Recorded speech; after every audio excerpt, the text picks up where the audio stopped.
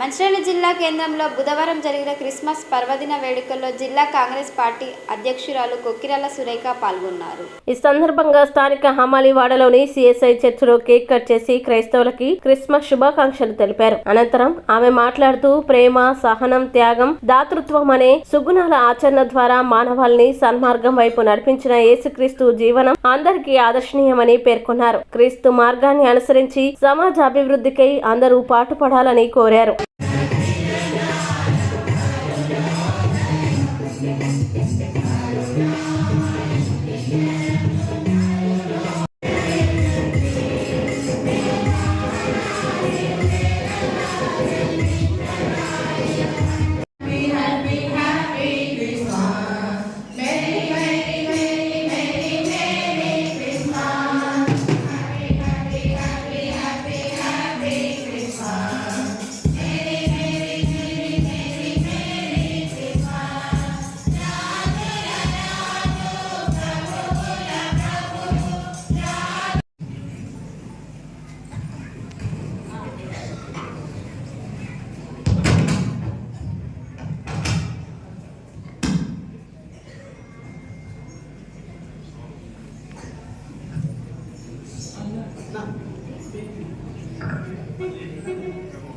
మేము వెళ్ళి చూచినాము స్వామి యేసునాథుని, మేము వెళ్ళి చూచినాము స్వామి.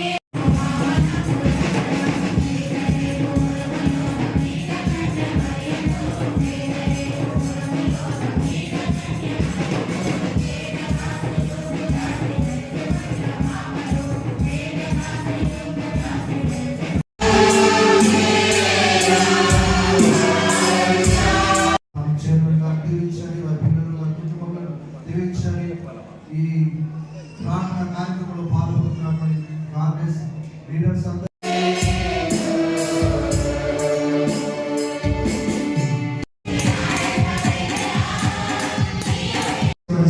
వయసు కార్యక్రమం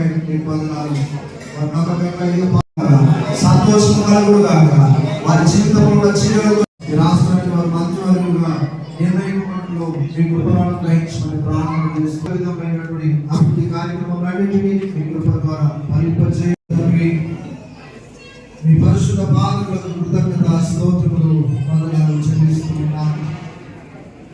నేటి ఉదయకాలం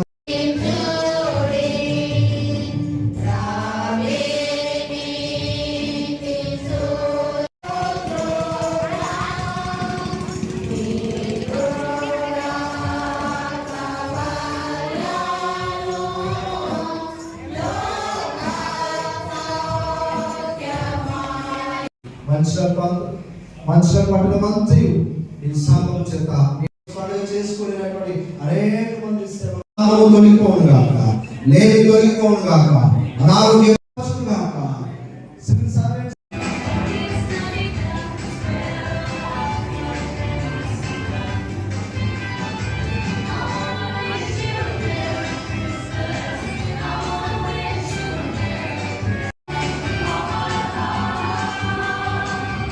క్రైస్తవ సోదరి మనందరికీ క్రిస్మస్ శుభాకాంక్షలు.